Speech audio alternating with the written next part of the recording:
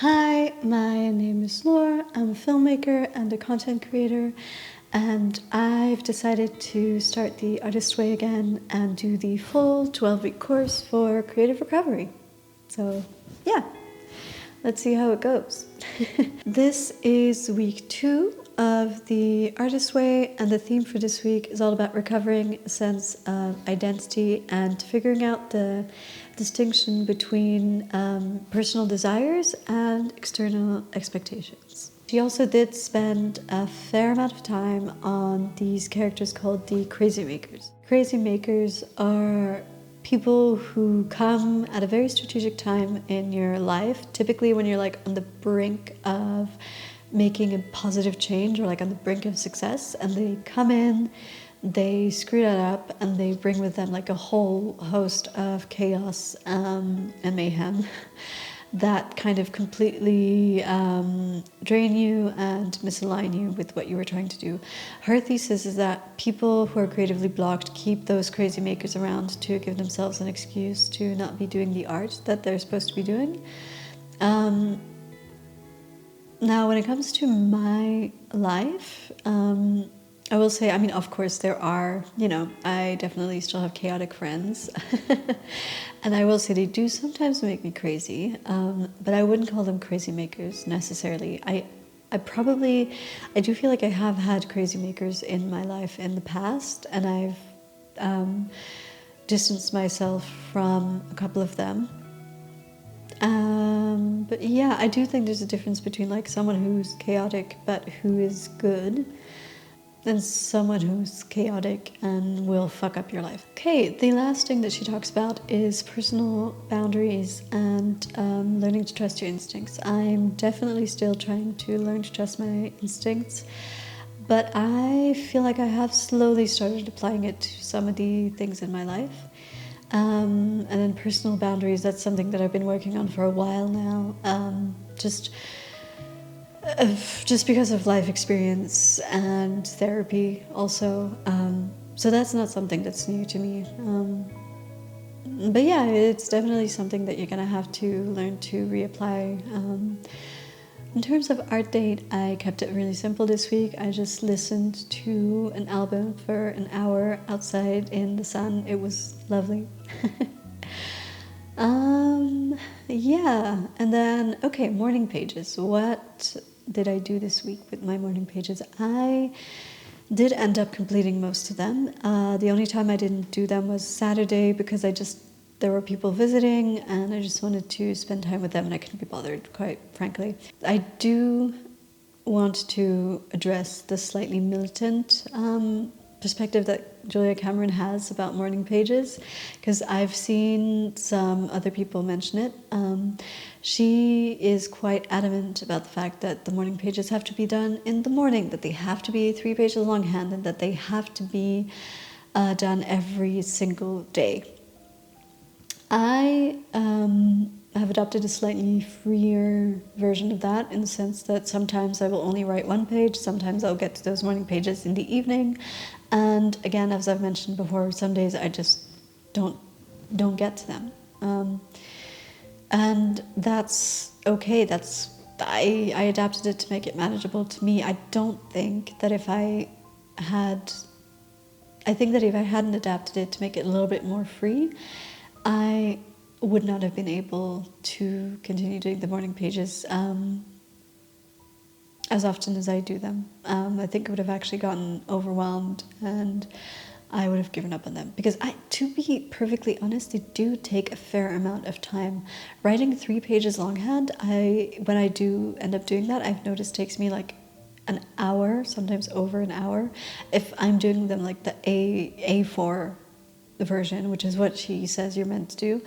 And I don't know, sometimes I don't have the time or the energy to do that. I don't think that's doable for everyone. That being said, a lot of stuff, a lot of feelings and questions did come out of the morning pages this week. One of the questions was, why is doubt so strong right now? And the answer that I came up with was that The opportunities I'm presented with right now are small, are few, and far in between. And then on top of that, recently, an opportunity that I was really excited about slipped through my fingers. Like fucking sand. Yeah, that was not fun. That really, really sucked. Yeah, it made me question a lot of things, and it was incredibly disappointing.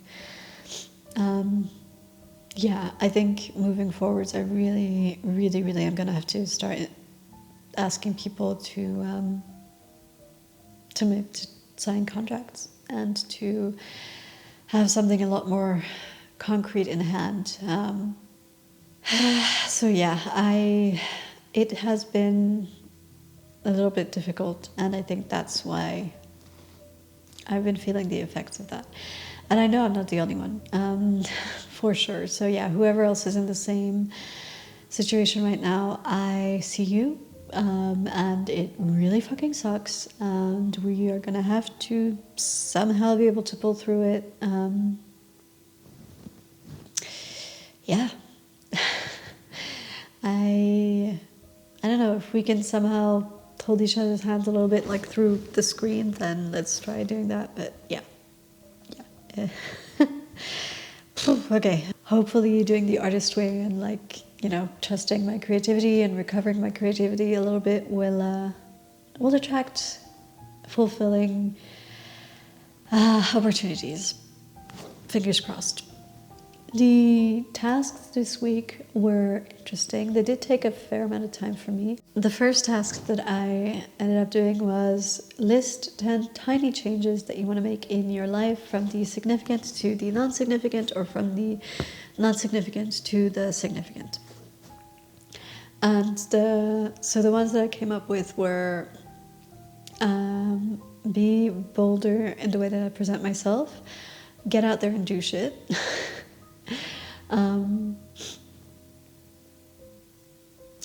Yes, of course, do more things that bring me joy, have more things to look forward to, and that I did.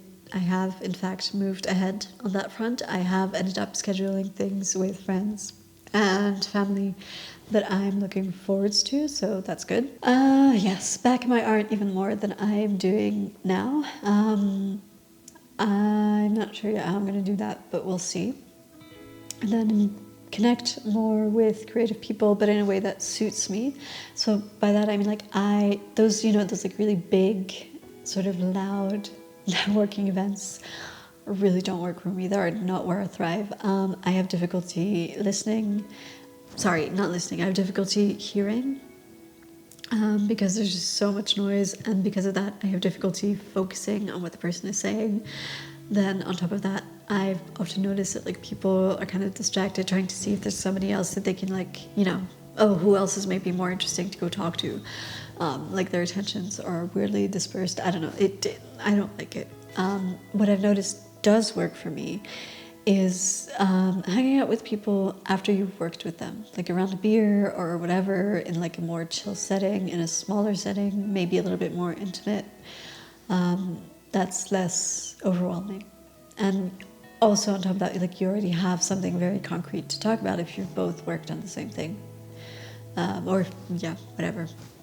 But yeah, putting myself out there for that a little bit more, because I do tend to just be a little bit lazy when it comes to socializing. Dance more also is one of the things that I've told myself I need to do a little bit more of, and just be generally more carefree. And another big one is trust in what I have to offer, which is a little bit hard right now, and I think it's hard for everyone who's seeking opportunities, or, like, for example, like looking for jobs or whatever. Like, it feels like you're one in 1,000, and that, you know, of course there's somebody else that has so much more to offer than you, that's like younger, better, whatever.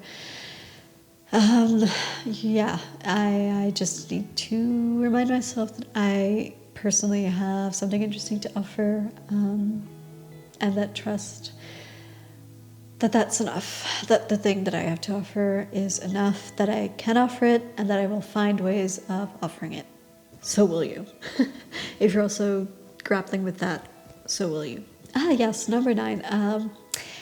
I wanted, and I feel like I've said this before, I want to learn a little bit more about acting. And I came upon an acting class that was happening in my city this summer. So I haven't booked it yet, but I will book it.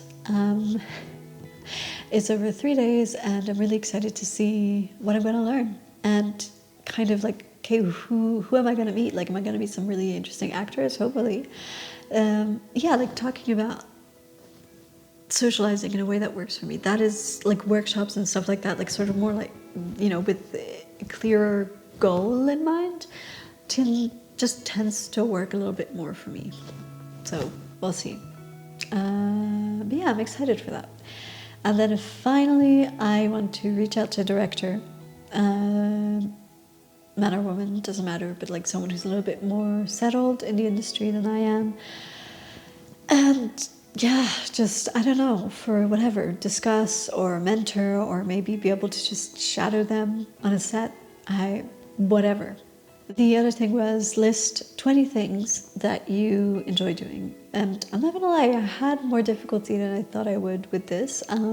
Like past the 10 first things that I enjoy, like past the kind of obvious ones of like drawing, singing, walking, blah, blah, blah, I found myself being like, I'm not sure. Like it started being a little bit more weird. But yeah, and honestly, funny thing also, watching movies wasn't even on that list. I don't know if that's a message of like I have to start thinking about other things in my life. I have to invest in other things in my life than just making movies. Maybe I'll just like put them here.